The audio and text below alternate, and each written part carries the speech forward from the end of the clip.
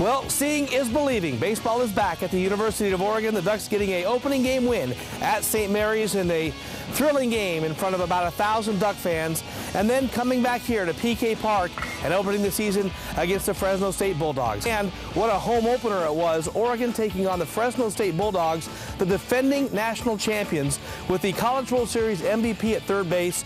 And for 18 innings in that opening series, the Bulldogs scored 1 run. Incredible pitching by the Ducks, and then a storybook ending in game 1 with a sold-out crowd, about 2,000 people here at PK Park. Oregon getting a run in the bottom of the 9th.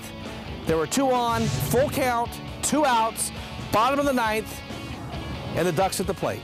Here's the pitch, swung on and hit. That's the game. It's a base hit to right field, and Oregon's going to win their first home game against the defending national champions, the Fresno State Bulldogs. A big, big hit for Andrew Schmidt. And George Horton, your team is ready to play baseball this year, and the fans are leaving here with big smiles on their face and talking about Oregon baseball. It is definitely back. Just the fact that Oregon was playing baseball was a major victory for the University of Oregon, and then to beat the defending champions in that fashion made it a historic day here on campus. Talk about this baseball park and what it is today and where it's headed into the future as we continue to build what we expect to be the best baseball park in the Pac-10. So I thought we'd just take a little tour around the park and show you what Phase 1 is. Now remember, back behind the seating area here where we have temporary bleachers, that is going to be a stadium. There'll be chair back seats there, suites, a press box, a roof, and then the lights so we can play some night games. But right now, Phase 1 is really focused on what the field is. As you can see, in the outfield, we have these alternating swaths of green turf, and it gives it that Oregon feel. And then on the infield, we did the very same thing, but we did it in 3-foot increments so it looks like a freshly mowed lawn. We actually got that idea from Shea Stadium. We looked around the country, we watched a lot of baseball tonight, and we came up with the idea that we thought Shea Stadium's field looked the best. So we actually had them dig up some dirt from Shea Stadium, send it to us, and then color match the infield with that dirt. And that's a little bit how we came up with the color that we have on the field. That's why we have this player development area here, just beyond this fence here in right field. This area up here is exactly 1,672 miles to Omaha, Nebraska, the site of the College World Series. This is the area that's going to help these guys get there with the help of Coach Horton and his great coaching staff, and also great players like Danny Pulper, right, Danny? Is this 4-foot fence. So we had a lot of talks about this 4-foot fence because it is very unusual, but we wanted it to be open to the bullpen, so the bullpen became part of the experience for the fans watching the game. And then also you have the opportunity for that amazing, spectacular catch over the wall like this. So we're gonna work with this right now and see how it works. And if we're getting too many ground rule doubles, we'll go ahead and bring it up to 8 feet. But right now, we're gonna kind of sit with it just like Fenway Park. They have a 4-foot fence out there in right field. And so we'll see how that works out. These light structures are intended to look imposing onto the baseball field to create an intimacy that you want to have in a ballpark. We've learned that the most successful ballparks are the ones that are intimate and have that, baseball classic feel. And we think that these help provide it. In fact, they're not done yet.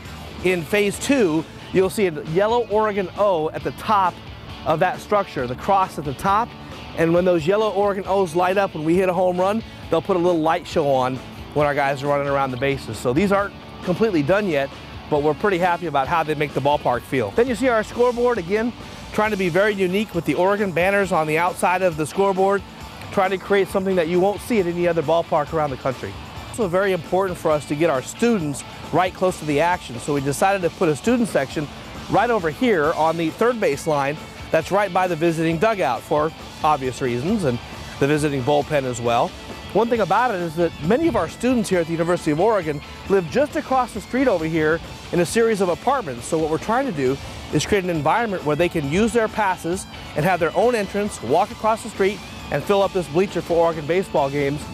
The first game, it was great. They packed it. It was a great atmosphere and did a great job. And now we got to come up with a name for our student section like the pit crew in basketball. So that's what PK Park is today. Now, of course, next year it'll be much more, and we'll get a chance to do this all over again. As an aside, I talked to their head coach, Mike Batesall, who has a ring just like you do now after winning the national title last year. And I congratulated him for winning the championship last year, and he said, hey, with that coach that you guys have and that field, you're going to win a couple of those here. So that was pretty exciting to hear, and from one of your peers. It was nice of them to come up and be part of our opening weekend, and who would have known they would have been the defending champions, because that got scheduled before they became the defending champs, right? Yes. Check has told me that he had one young man say, I don't know, the weather, it's pretty cold, and he said, okay, we'll just tell the Tigers and the Indians and the Yankees and the Red Sox, you know, we'll tell them not to draft you, and the White Sox and the Cubs, because you don't like the cold weather. And the kid's, okay, where do I sign? Yeah, exactly. So fans have piled in down each line, pretty deep on each side. Some Beaver fans who got here late up against the wall down the right field side. And that's a neat thing about this park, Joe, is a lot of standing room opportunities. And in the first series against Fresno State, there was 5 or 6 back down the right field line, and at least 5 or 6 back down the left field line. Outside, ball 1. No balls and a strike after the balk. That's his second balk of the season, I believe, Rob.